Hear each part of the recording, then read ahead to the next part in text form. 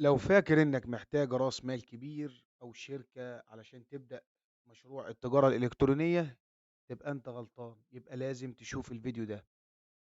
في الفيديو ده هاشرح لك يعني إيه، أو هتعرف يعني إيه تجارة إلكترونية، وإزاي تبدأ في التجارة الإلكترونية والأخطاء اللي ممكن تتجنبها علشان تعرف تكبر مشروعك. بس قبل ما ننتقل أو نروح للشرح، يا ريت ما تنساش اللايك والاشتراك في القناة.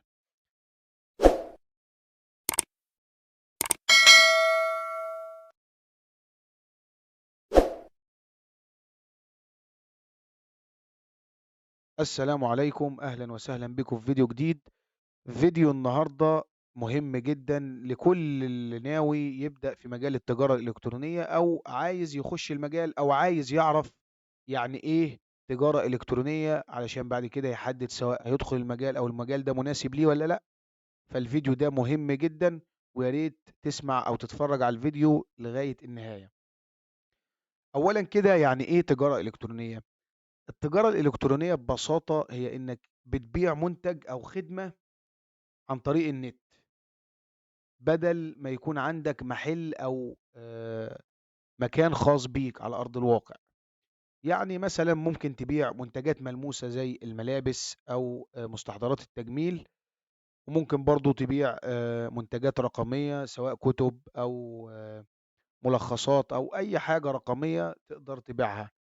أو برضو لو كنت بتقدم خدمة، سواء خدمة المونتاج أو خدمة الرد على خدمة العملاء، بعض كده الخدمات تقدر، أو المهارات زي إدارة الحملات الإعلانية. أي خدمة أو أي مهارة عندك بتقدمها، دي بتسمى خدمات أو خدمات أونلاين.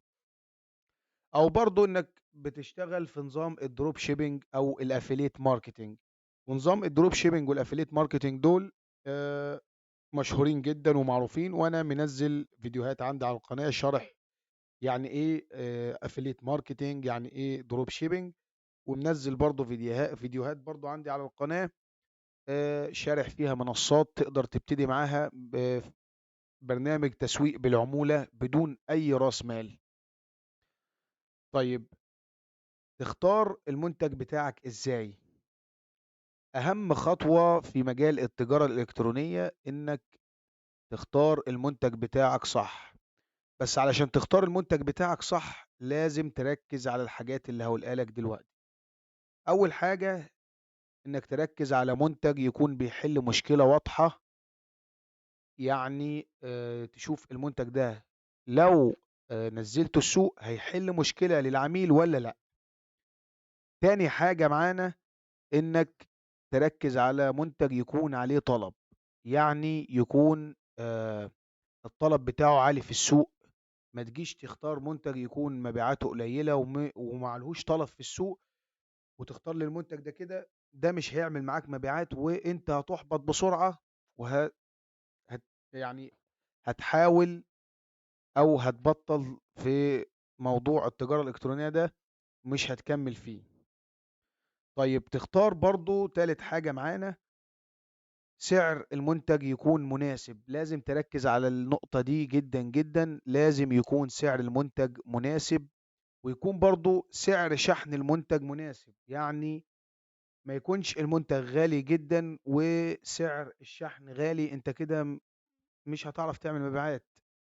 لأن العميل بيحاول يركز على الحاجة الاقتصادية اللي هتحل له مشكلة.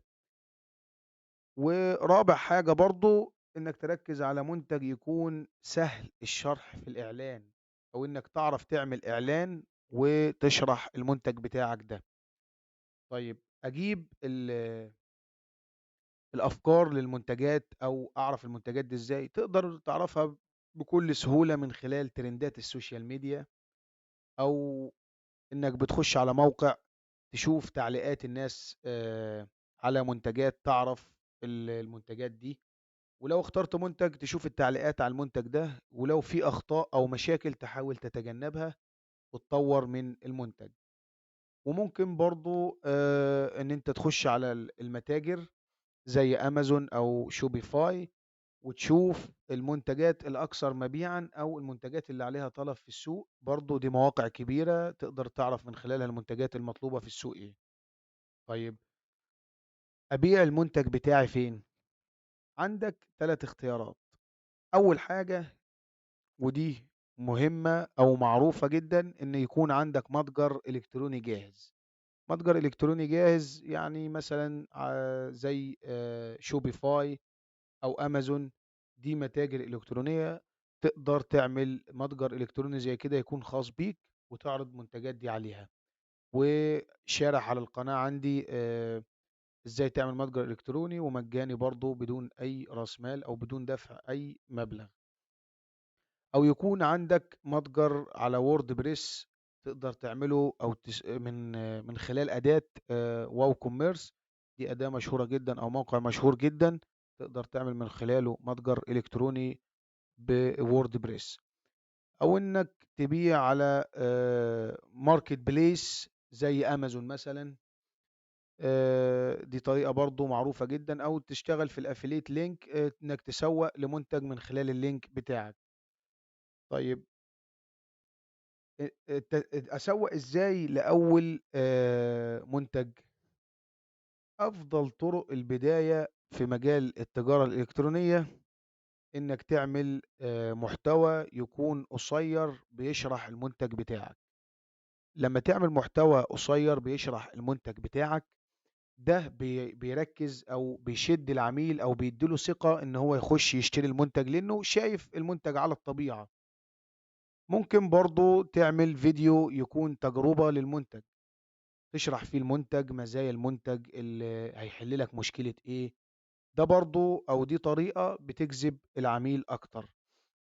أو إنك تعمل عرض يكون عرض قوي يشد العميل، يعني يكون سعر المنتج بتاعك أقل من السعر الموجود في السوق، ده برضه بيشد العميل، بس يكون بنفس الquality الموجودة في السوق. يعني ما تجيبش حاجة مضروبة وتبيع بأقل من المنتج الأصلي اللي في السوق، أنت كده هتخسر أي حد هتتعامل معاه. أو إنك برضه ممكن تعمل صفحة بيع تكون بسيطة وواضحة، ما يكونش فيها تعقيدات كتير، بحيث إن العميل يخش يعرف هيشتري إيه، يعرف يدفع إزاي، ما يكونش الموضوع صعب عليه إن هو يخش يسجل أو يخش يشتري. طيب، أهم أخطاء لازم تركز عليها أو تتجنبها علشان ما يحصلش معاك أي مشاكل في مجال التجارة. أول حاجة إنك تختار منتج، أو أول مشكلة إنك بتختار منتج ما يكونش عليه طلب في السوق. دي مشكلة كبيرة جدًا إنك تختار منتج ما يكونش عليه طلب في السوق، أو السوق مش محتاجه وتقعد تسوّق له، أنت كده بتضيّع وقتك على الفاضي. تاني حاجة إنك تقلد أي إعلان تشوفه بس بدون ما تفهم الإعلان ده بيشرح إيه أو بيقدم منتج إيه، دي مشكلة برضه.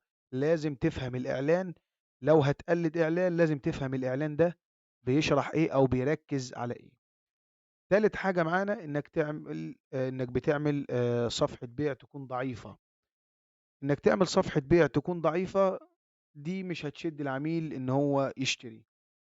طيب، وممكن برضه عندك مشكلة كبيرة برضه إنك بتختار أكتر من طريقة تسوّق بيها، أو إنك ما بتختارش أكتر من طريقة تسوّق بيها، إنك بتركّز على طريقة تسويق واحدة، دي مشكلة. لازم تنوّع طرق التسويق بتاعتك، علشان لو طريقة فشلت يبقى موجود البديل بتاعها، وما تُحبطش بسرعة وتفقد شغفك إنك تكمّل في المجال ده بعد كده. طيب، آخر غلطة بتعملها إنك بتستسلم بسرعة. أنت وأنت داخل مجال التجارة الإلكترونية بتبقى فاهم أو فاكر إن أنت هتعمل مبيعات خرافية وهتحقق أرباح وملايين في خلال يوم أو يومين. لأ، مجال التجارة الإلكترونية ده مجال محتاج صبر. هتصبر وهتشتغل على نفسك، هتعمل بعد كده فلوس وهتقدر تعمل عملا ويبقى عندك قاعدة جماهيرية كبيرة. وبكده نكون وصلنا لنهاية فيديو النهاردة. يا ريت لو استفدت ما تنساش اللايك والاشتراك في القناة. ولو حابب أعمل سلسلة كاملة للتجارة الإلكترونية للمبتدئين اكتب في التعليقات ابدأ، وما تنساش الاشتراك علشان تشوف التطبيق العملي. وما تنساش تشجعنا بكلمة حلوة في الكومنتات علشان نستمر، واستنى فيديوهات جاية كتير إن شاء الله عن مجال التجارة الإلكترونية والتسويق بالعمولة. يا ريت لو استفدت ما تنساش اللايك والاشتراك في القناة. السلام عليكم.